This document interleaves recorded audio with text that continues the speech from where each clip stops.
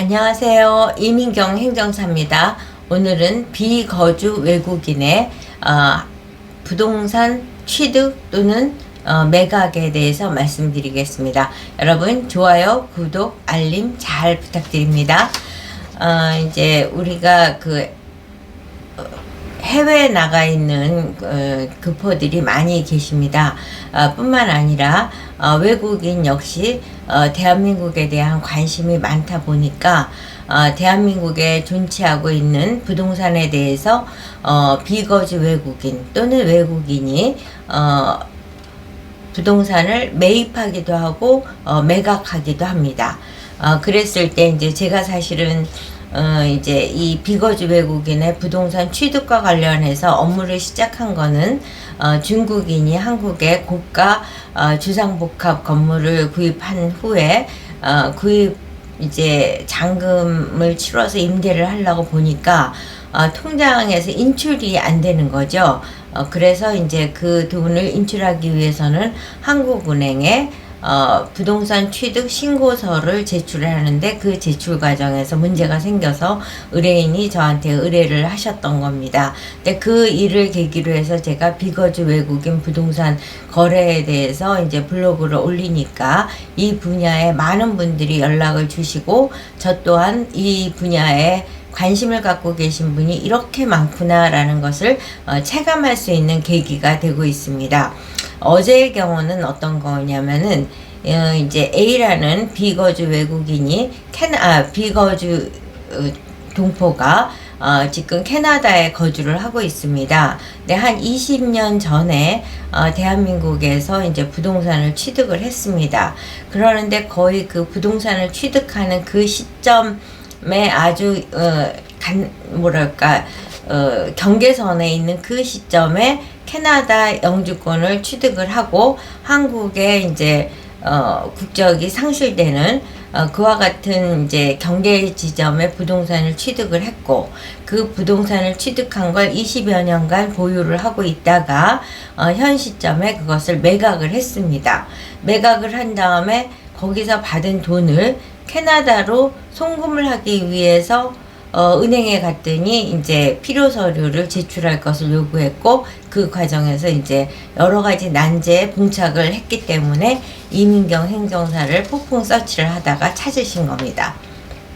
근데 이제 보통은 매각 대금을 해외 인출하는 과정에서 비거주 동포든 외국인이다 보니까 한국에서 발급받아야 될 서류들을 제대로 발급받기 어렵기 때문에 해외 주재 대한민국 대사관 내지는 영사관으로부터 인감에 버금가는 자료를 발급받아서 그 자료를 갖고 한국에 와서 이제 또는 위임장을 갖고 그 일을 진행해야 되는 그런 상황인데 이 경우는 이제 그 이전 단계에서 매입하는 당시에 비거주 외국인이 취득하는 거에 대한 의무 절차를 미비한 상태이기 때문에 그거에 대한 문제부터 해결해야 되는 이제 전 단계가 있는 매각대금 반출 사례인 겁니다.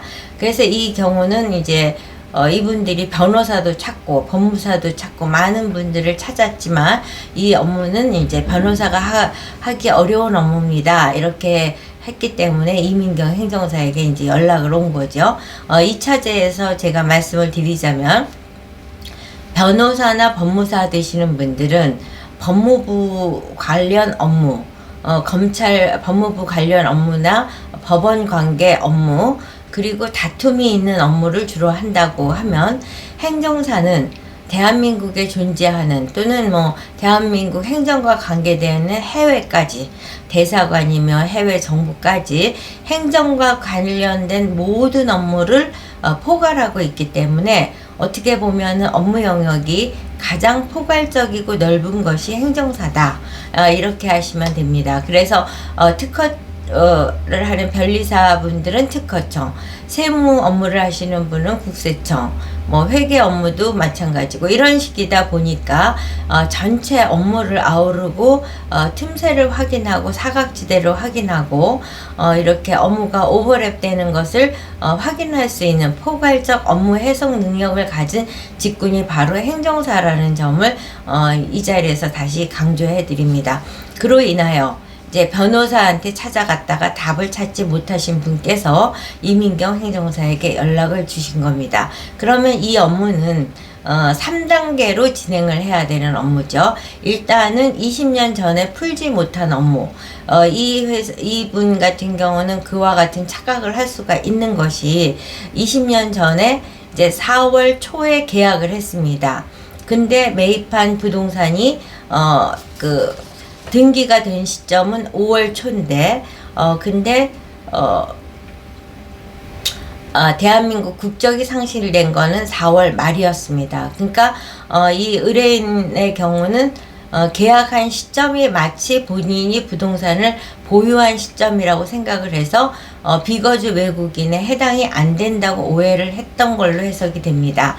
반면에 실제적으로 부동산이라는 것은 등기가 완료된 시점이 이제 보유한 시점이라고 볼 수 있기 때문에 5월 초가 이분이 보유한 시점이고 국적이 상실된 시점은 4월 말이니까 한 열흘 남짓 이제 비거주 외국인 상태에서 이 부동산을 매입한 결과가 됐고, 그래서 그 문제를 풀기 위해서는 그때 당시에 그렇게 해결하지 못한 사유를 해서 경위서 내지는 사유서를 뭐 고의성이 없다, 거주 목적, 단순 거주 목적이었다, 그런 식으로 이제 자진 신고를 하는데, 이와 같은 것을 뭐 수필집 쓰듯이 말만 나열해서 되는 것이 아니고 고의성이 없었음을 입증할 수 있는 자료가 필요하고, 예를 들자면 계약서의 날짜에서 계약 날짜와 등기 날짜, 또 그와 같은 것들을 입증을 해야 되고, 거기에서 거주를 했다면은 이제 주소 이전을 해서 거기에 거주했다는 걸 입증해야 되고, 이런 식으로 이제 경위서를 제출을 해서 20년 전 문제의 매듭을 풀어야 됩니다.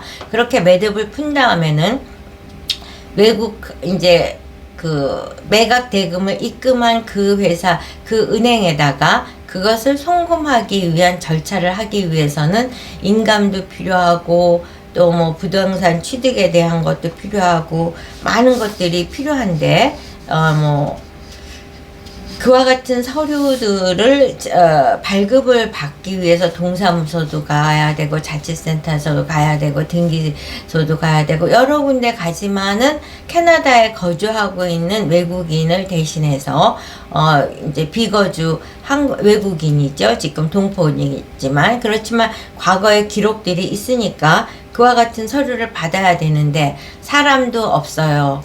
외국인이에요. 뭐 이런 식의 한계가 있는 시점에서, 그럼에도 불구하고 이 무수한 서류를 발급하기 위해서는 대사관에 가서 인감증명을 대체할 수 있는 효력의 서류를 발급받아야 되고, 동일임을 입증해야 되고, 또 위임장을 공증을 받아야 되고, 이런 식으로 해서 그 서류의 원본을 한국으로 갖고 와서 그 원본을 들고 한국에 위임장을 받은 그 대리인께서 이제 한국은행에도 가야 되고, 부동산 매매계약서 세무서에서도 발급받을 서류를 받아야 되고, 자치센터 가서도 발급을 받아야 되고, 이렇게 무수한 서류를 발급을 해서 은행에 제출을 해서 은행이 납득이 되면, 그리고 또 이와 같은 서류를, 이거는 액수가 크기 때문에 세무서에도 신고를 해야 되고 한국은행에도 신고해야 되고, 더 나아가서는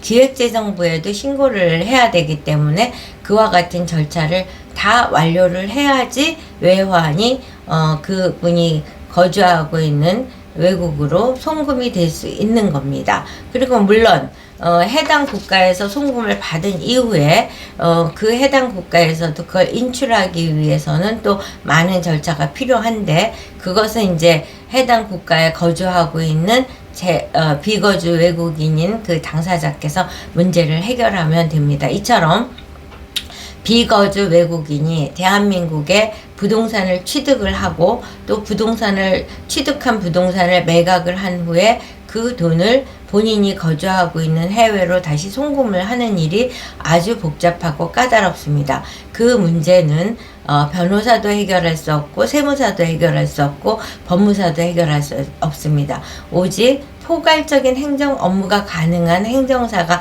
가능하고, 또한 이민경 행정사는 이와 같은 업무를 경험한 경험자로서 해결점을 갖고 있다는 거. 특히 국회 보좌관을 하면서 외교통상의 업무도 했기 때문에 대사관과의 소통도 원만하게 해낼 수 있다는 점이 바로 이민경 행정사가 비거주 외국인의 부동산 문제를 해결할 수 있는 최강자라는 점을 강조해 드리면서 오늘 영상 마치도록 하겠습니다. 여러분 좋아요, 구독, 알림 잘 부탁드립니다.